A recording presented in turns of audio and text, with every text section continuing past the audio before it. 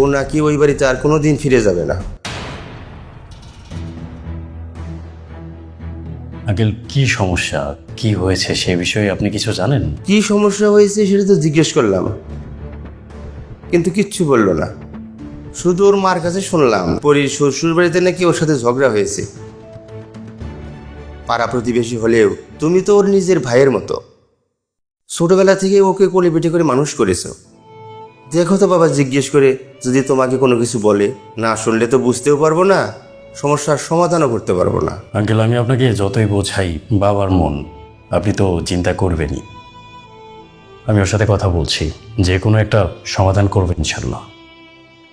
আপনি কোনো চিন্তা করবেন না।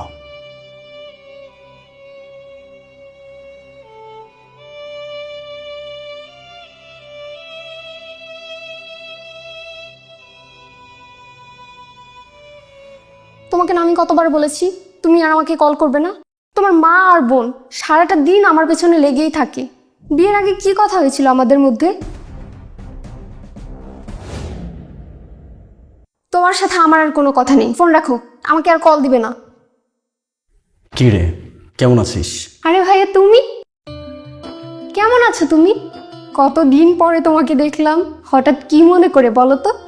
আমি তো ভেবেছিলাম তুমি আমার কথা ভুলে গিয়েছো। তুমি জানো আমি তোমাকে কত মিস করি। স্কুলের টিফিনে তোমাদের বাড়িতে গিয়ে কত খেয়েছি বলো। সেই দিনগুলো আজ কোথায় হারিয়ে গেল। কোথায় আপন ভাই বোনের মতো বড় হয়েছি, অথচ দেখো গত 6 মাস তোমার সাথে আমার কোনো কথাই হয়নি। তবে আমি কিন্তু তোমাকে অনেক মিস করেছি ভাইয়া। সেটা তো বুঝতেই পারছি। বিয়ের পরে শ্বশুর বাড়িতে গিয়েছিস, 7-6 মাসের বেশি হয়েছে। এর মাঝে আমাকে কয়বার কল করেছিস বলতো? ভাইয়া বলো না তো বাড়ির কথা। ওই বাড়িতে গেলে আমি যেন কোথায় হারিয়ে যাই, আমার আর কোনো কিছু খেয়াল থাকে না। তা না হলে আমার মতো মানুষ তোমাকে 6 মাস কল করেনি বলো। কি হয়েছে? আর বলো না তো ভাইয়া, এসব বলতেও ইচ্ছে করে না। ও বাড়িতে আমি যেন বউ না, নিজেকে কাজের লোক মনে হয়। এমনটা কেন বলছিস? সারাদিন এটা সেটা বলতেই থাকে, সারাদিনের সব কৈফিয়ত আমার কাছে চাইতে থাকে। কোথায় গেলাম, কার সাথে গেলাম, কখন ফিরবো। বিয়ে করেছি বলে কি নিজের স্বাধীনতা বিক্রি করে দিয়েছি? যাক, ওসব কথা বাদ দে। তোর বিয়ের পর আজ কতদিন পর তোর সাথে দেখা। তোর জন্য আমি একটা গিফট এনেছি। ও মা, তুমি আমার জন্য গিফট নিয়ে এসেছো? কই দেখি। আমাকে দেখাবে না, নাকি ব্যাগের ভেতরে রেখে দিবে? ব্যাগের ভেতরে রেখে দেওয়ার জন্য কি এনেছি, এই যে নে, তোর নতুন জুতো। ও মা, তুমি আমার জন্য এত সুন্দর জুতো নিয়ে এসেছো?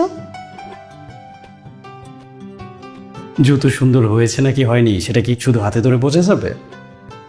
পরে দেখ, পায়ে মানাবে কি মানাবে না সেটাও তো দেখতে হবে।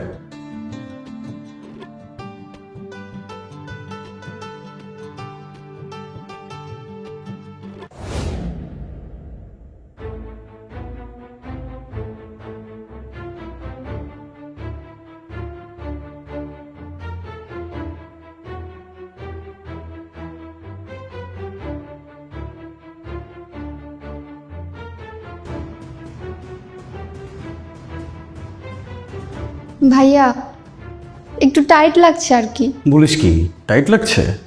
পায়ের গোড়ালিতেও যেন কেমন কেমন লাগছে। আচ্ছা ঠিক আছে, তাহলে আর পড়তে হবে না, আমার কাছে দে। না না, এটা কিছু না, কয়দিন গেলেই ঠিক হয়ে যাবে।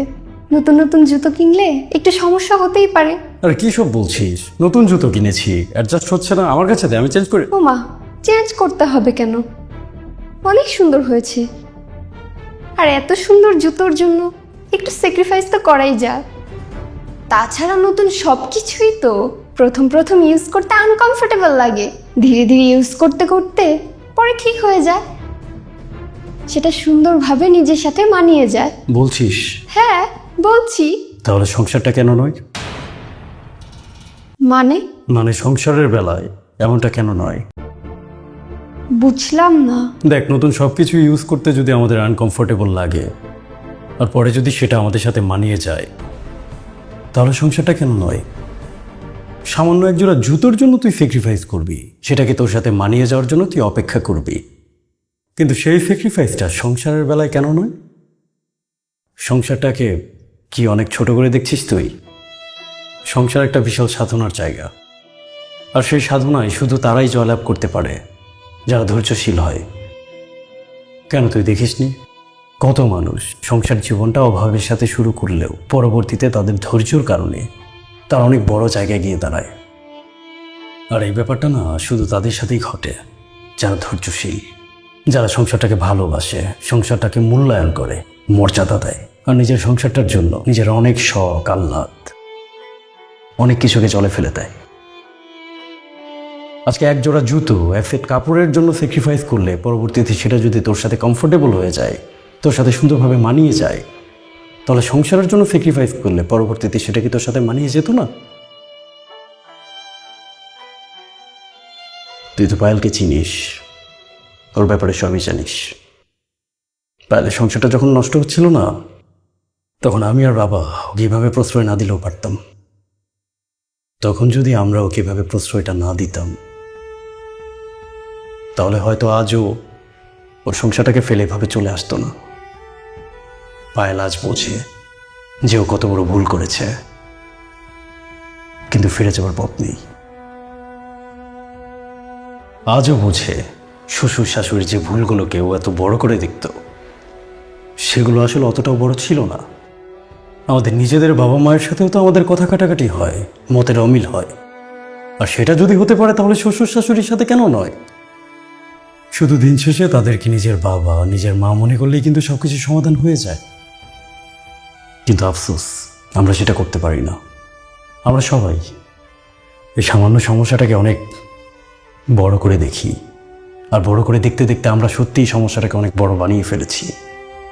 কিন্তু এই ক্ষুদ্র সমস্যাটার পাশে না বিশাল একটা সমাধানের জায়গা আছে, আমরা কখনো সেদিকে তাকিয়েও দেখি না। আমি হয়তো নাহিদকে অতটাও ভালো করে চিনি না, কিন্তু অন্তত এতটুকু জানি যে ও তোকে যথেষ্ট ভালোবাসে এবং সম্মান করে।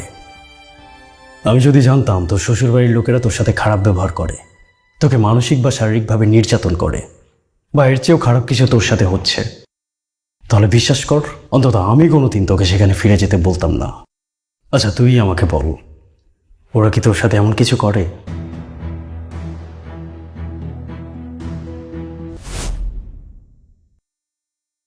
হ্যাঁ, হয়তো তারা বড় জোর তোকে ছোটোখাটো কিছু বিষয়ে নিষেধ করে, সেটা তারা করতেই পারে, সেটা তারা তোর ভালোর জন্যই করে।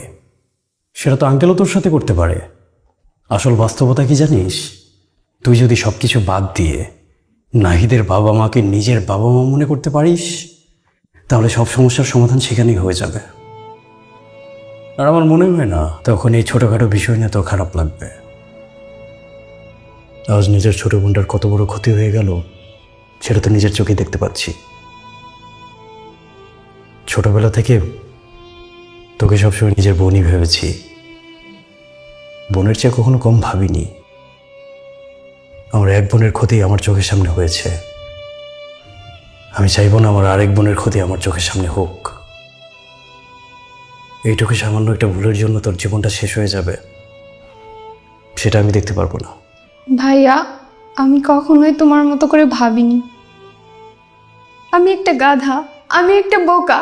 আমি নাহিদকে এক্ষুনি কল করছি, কালই আমি ওর সাথে চলে যাব। নিজের খেয়াল রাখিস।